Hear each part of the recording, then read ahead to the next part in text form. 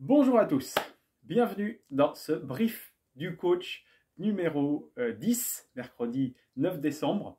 Alors aujourd'hui, c'était pas forcément prévu hier matin de parler de ça, mais il y a eu des petits événements hier dont je vais parler un petit peu. Donc aujourd'hui, on va parler pas mal de livres.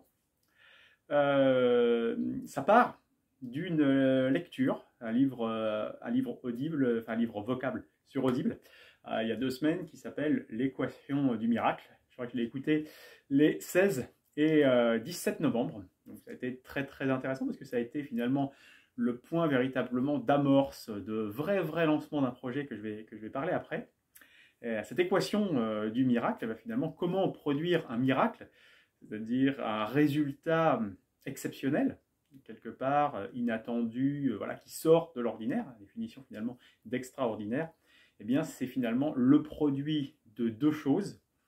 La foi, une croyance incroyable en ses capacités, en la capacité de réussir à faire une action, multipliée par une action aussi, une intention dans l'action et un volume de travail extraordinaire répété dans la durée.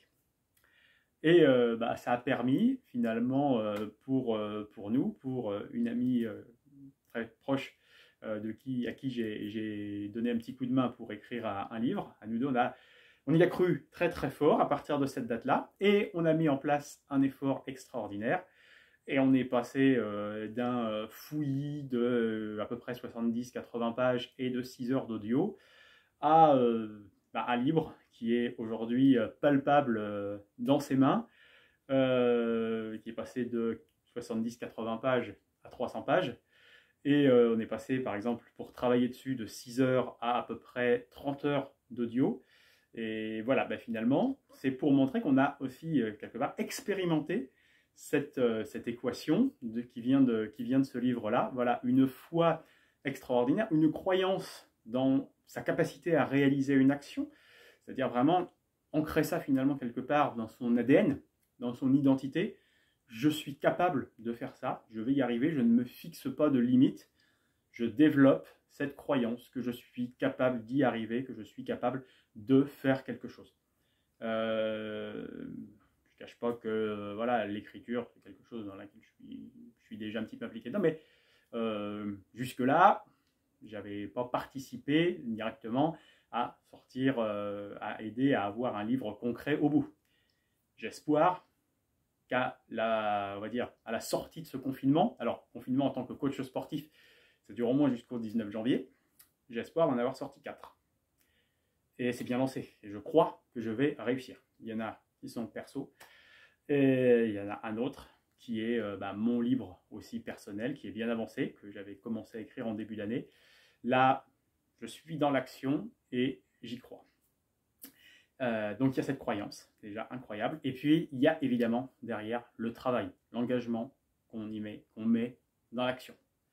On ne va pas réussir à faire quelque chose de grand. Donc ça, c'est quelque chose qu'on entreprend.